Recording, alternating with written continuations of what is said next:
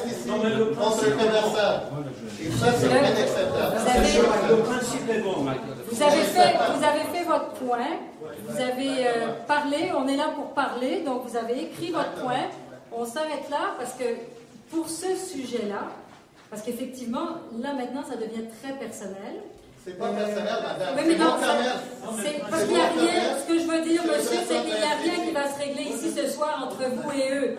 Donc, ça nous concerne de savoir ce qui s'est passé, mais il ne se passera rien pour régler ce problème ce soir. Ça, c'est moi personnellement. Par contre, merci de nous avoir éclairés sur ce qui s'est passé. Je n'étais pas au courant, beaucoup de gens ici n'étaient pas au courant. Maintenant, on va attendre leur réponse le 25. Ils vont nous dire ce qui s'est vraiment passé. J'ai d'autres questions. Qui ne sont pas liées à ce sujet. OK, parfait. OK. Une des questions, c'est, je pense qu'on est à peu près 3000 commerçants dans la qui se paye les taxes. 2900. 2900 commerçants. Combien de commerçants ont voté pour Michael Banks pour être président? Combien? Des procurations.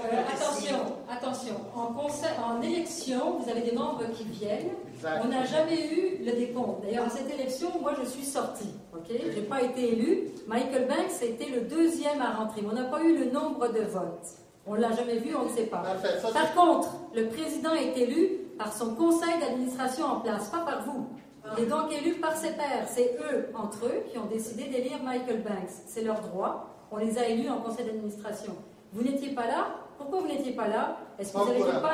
Voilà, c'est ça. Les prochaines sont fin septembre. 29 septembre. Le 29 septembre. Pas un attaque personnelle, mais quand même, vous étiez élu sous des conditions qui étaient un peu douteuses. J'étais présent et j'ai sorti parce que je n'ai pas aimé du tout ce qui se passait. Je parle avec M. Banks, il n'était pas... Quand j'ai parti, il n'était pas élu président. Mais là, M. Banks, qui est un associé à M. Soucy pendant 30 ans, qui est élu président par une élection avec très faible de participation, qui engage son associé depuis 30 ans comme un directeur à un salaire assez élevé, j'accuse personne de quoi que ce soit, mais quand même, c'est là la base. Je pense qu'il y a, c'est là quand même qu'il y a une petite culture de... J'arrive pas à choisir un autre mot, de corruption. Ça marche pas là. Ça marche pas là. Pardon? Apparence de conflit. J'attendais une approche plus professionnelle. C'est la première fois que je vois les directeurs, les responsables de CDC, et j'entends juste amis, conflits. Ça me met mal à l'aise. Je ne peux pas faire confiance. Mais moi, qualification, le parcours, quelqu'un doit être en communication. Là, il y a plusieurs critères. Là, j'ai ça dans un grenier. Parce que M. Soucy, c'est un hôtelier, un commerçant. Malgré qu'il peut être une personne très honnête, très capable, mais moi, là, je ne veux pas ce job-là parce que je ne sais pas comment gérer un SDC. En ce qui me concerne, si je peux donner mon opinion, et je pense que je n'ai pas été élu peut-être à cause de ça, c'est que moi, je ne voulais pas garder Daniel Soucy comme directeur général. Je trouvais que c'est un excellent administrateur. En tant que directeur général, parce que c'était un conflit d'intérêts, tu sais, il est où à 11h? Est-ce qu'il est venu dans son auberge ou est-ce qu'il est à la SDC? Puis c'est normal de se poser la question, même s'il travaille pour nous, on ne le sait pas. Il y a toujours un doute qui reste. Alors, je ne voulais pas... Le directeur général doit avoir aucun lien d'appartenance légale avec le Vieux-Montréal. Et si tu es commerçant, c'est deux fois plus difficile. Mais encore une fois, c'est une décision du conseil d'administration. Les membres ont manifesté l'intérêt de convoquer une assemblée générale. Ils l'ont fait en bonne et due forme.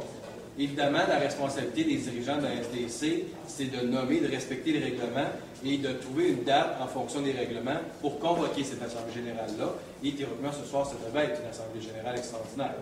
Si elle était cancellée pour différentes raisons, ça appartient à la SDC. Elle se doit de se justifier, mais elle se doit surtout de ne pas aller à l'encontre des règlements et respecter le délai limite une fois que la demande de l'assemblée générale a été officiellement respectée par les membres. Je vous invite le 25 août. Vous allez avoir toutes les questions sur le budget. Je serai prêt. Okay. On ne peut pas arriver aux élections avec 50 votes et puis voter 53. C'est une personne, un vote. Physique. Une personne physique, un vote. Ouais. Et c'est toujours été comme ça. Il y a certainement un vide juridique qui existe au sein de la SDC parce que la volonté des commerçants ici était de faire de provoquer de la part de la SDC une assemblée générale extraordinaire. Or, bien sûr, vous n'avez pas répondu à cette demande comme telle. Vous avez répondu par une proposition de réunion. Et comme tel, vous avez mis un avis sur la porte disant que l'avis qui avait été mis dans la presse était, lui, illégal. Donc, alors que l'objectif, bien sûr, des commerçants n'est surtout pas de faire des actions illégales, mais au contraire, dans toute la légalité, d'essayer de provoquer d'abord cette rencontre qui a eu lieu. Alors, je crois que vous avez le mérite d'être là, d'être courageux, de vous être présenté, mais d'un autre côté, les commerçants qui sont ici vivent un inconfort parce que d'abord, vous n'avez pas voulu obtempérer pour cette Assemblée Générale Extraordinaire, et en plus, vous n'avez même pas voulu mettre au bon soin de ces commerçants la disponibilité de la station de pompage. Alors vous vivez comme nous cet inconfort debout, mais je trouve ça dommage. Probablement qu'il y a un vide de...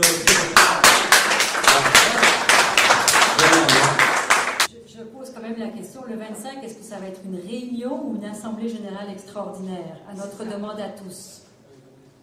Il faut qu'elle soit dûment convoquée en fonction des règlements généraux.